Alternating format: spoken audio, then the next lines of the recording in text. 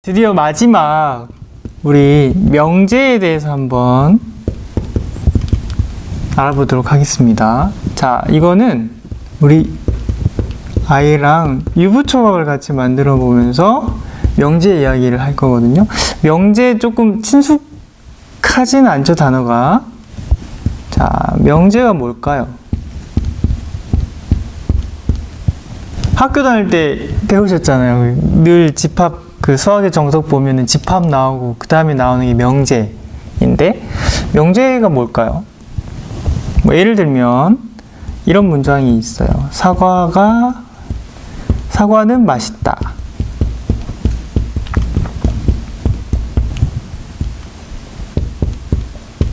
비빔밥은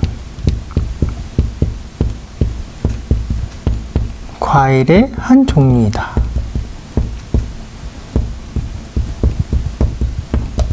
나는 수원에 살고 있다.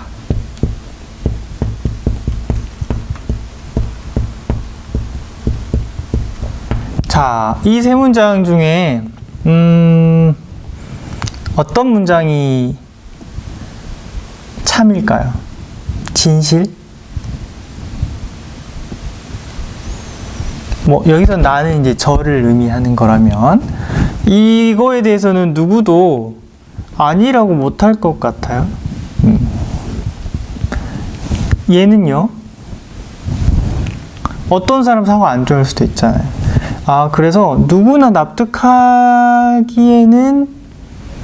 명확하고 정확하지 않은 문장이에요. 나는 사과 별로 맛없다 라고 할 수도 있는 거죠. 그래서 얘는 좀 애매해요. 얘는요, 비빔밥은 과일의 한 종류? 확실히 아니죠. 이렇게 참과 거짓이 분명한 문장 혹은 식을 명제라고 해요. 얘는 명제일까요?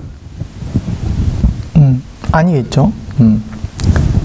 얘는 확실히 거짓인 명제, 확실히 참인 명제가 되는 거예요. 근데 이 명제가 왜 중요하냐면, 왜 중요할까요? 아이들이 이거 왜 배워야 할까요?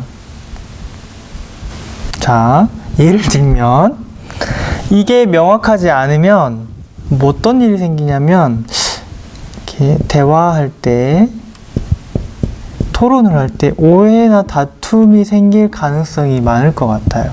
왜냐면 나는 어떤 사람이 그렇게 주장을 한 거에 대해서 나는 그렇게 생각하지 않는다면은 전제가 잘못돼 버리면, 근거로 얘기하는 것들이 저거는 나는 그렇게 생각하지 않는데 라고 하면 자신의 주장을 설득력 있게 표현하는데도 문제가 있고, 다른 사람의 주장을 쉽게 받아들이지 못할 거예요. 모두가 납득할 수 없으니까. 하지만 수학은 이런 부분에 있어서 아주 명확해요.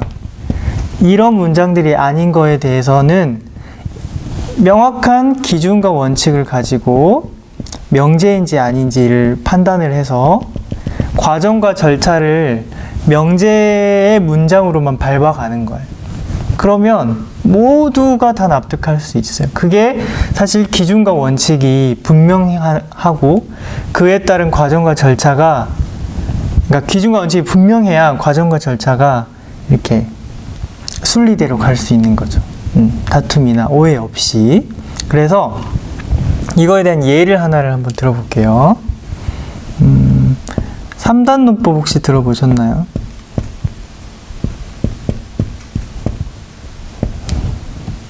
모든 사람은 죽는다.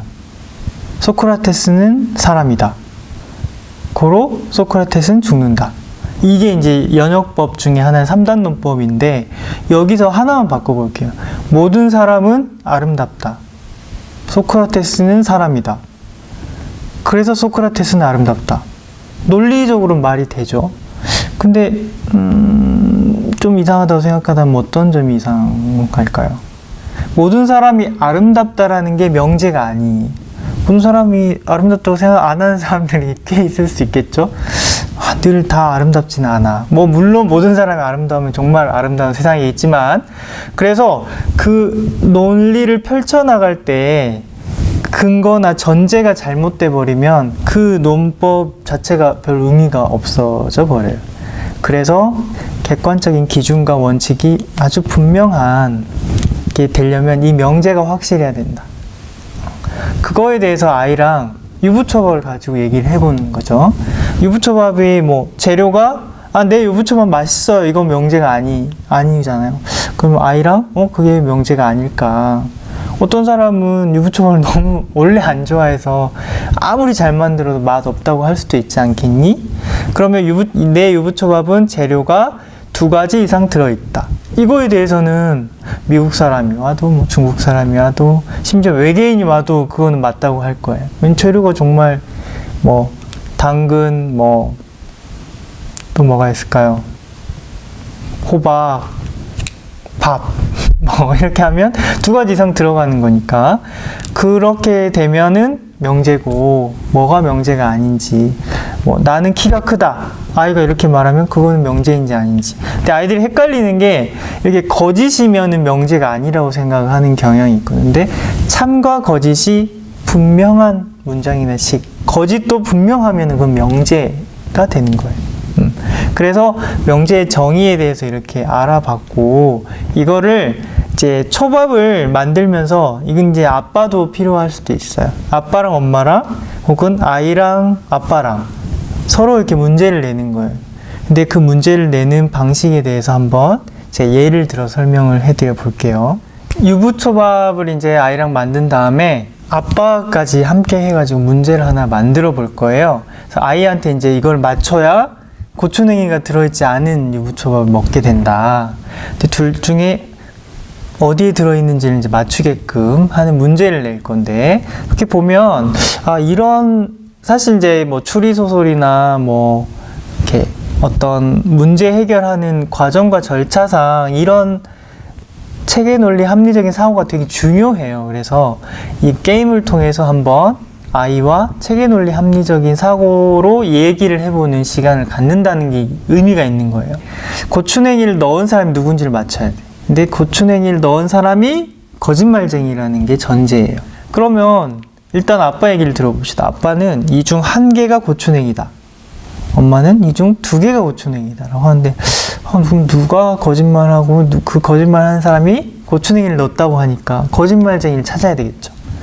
자, 이 방법은 어떻게 하냐면, 간단하게 얘기하면 모순을 찾아야 돼요. 수학에 앞으로 아이가 배우는 고등학교 때까지 배우는 수학의 모든 증명 중에 대부분은 이런 모순을 찾는 방식, 발레를 찾는 방식 이런 건데, 여기서는 모순을 한번 찾아볼게요. 그러려면 이 나올 수 있는 경우의 수가 3가지가 있어요.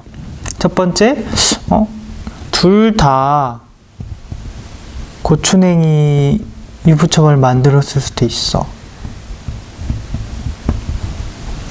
나한테 이걸 다 어떻게든 먹이려고 말이야 라고 아이가 생각할 수도 있어요. 아니야, 엄마 아빠 중에 한 분만 넣으셨을 거야. 한 명만 넣었을 거야. 아니야, 설마 나한테 이게 매운 고추냉이 초밥을 먹이실 리가 없어. 둘 다 안 넣으셨을 거야. 이 3가지가 모든 가능성을 다 담고 있어요. 그러면 이거 하나하나씩 검증을 해보면 돼요. 그래서 모순을 찾으면 돼요. 자, 둘 다 고추냉이를 넣으셨다면 2명 다 거짓말쟁이겠죠? 2명 다 거짓말쟁이실 거야. 그러면 아빠의 말 한번 보자. 2명 다 넣었으니까 2개가 고추냉이라는 거겠죠? 아빠 말은 거짓말 맞네. 거짓말쟁이가 맞네. 근데 엄마는 2개가 다 고추냉이가 들어있다고 하니까 거짓말 안 하신 거네? 그래서 얘가 모순이 생긴 거예요. 내가 가정한 둘 다 고추냉이가 들어있을 것이다 랑 얘랑 말이 안 맞는 거예요. 자, 아니면 둘 다 고추냉이가 아니라고 해볼게요. 그러면 엄마 아빠 둘 다 참 진실을 얘기하고 있어야 돼요. 근데 그러면 둘 다 고추냉이가 안 들어있다고 얘기해야 되는, 막 다 들어있다고 얘기하는 거예요. 그래서 얘도 모순이야. 그러면 한 명의 고추냉이가 들어있다고 가정해보자. 그러면 아빠 말은 맞네. 1개가 고추냉이를 하니까. 근데 엄마 말은 아니네. 엄마가 고추냉이 넣었다. 그래서 이걸 먹으면 되는 거죠. 이렇게 이게 머리로만 생각하는 것보다는 가능성을 적어보고 이럴 때 어떻게 되는지를 적어보면 좀 더 쉬울 거예요. 그래서 아이랑 또 이런 명제나 논리적인 추론과 관련된 문제들을 이렇게 해보는 데 있어서 명제가 기본 바탕이 돼야 돼요. 이런 명제가 과정에서 그 논리상 명제가 아닌 문장이 들어가면 다 무너지게 돼요. 전제가 틀려버리기 때문에. 그래서 결국 이 명제 단원에서는 중요한 게 체계, 논리, 합리적인 사고의 기초가 돼요. 이 명제는. 이걸로 모든 수학 개념을 이제 바라봐야 하고, 모든 수학의 원리나 이치를 이 명제를 통해서 누구나 납득할 수 있는 참과 거짓이 분명한 문장들을 통해서 얘기를 해야 체계 논리 합리적인 사고가 가능하다. 이게 이제 명제의 가장 큰 의미가 되겠습니다.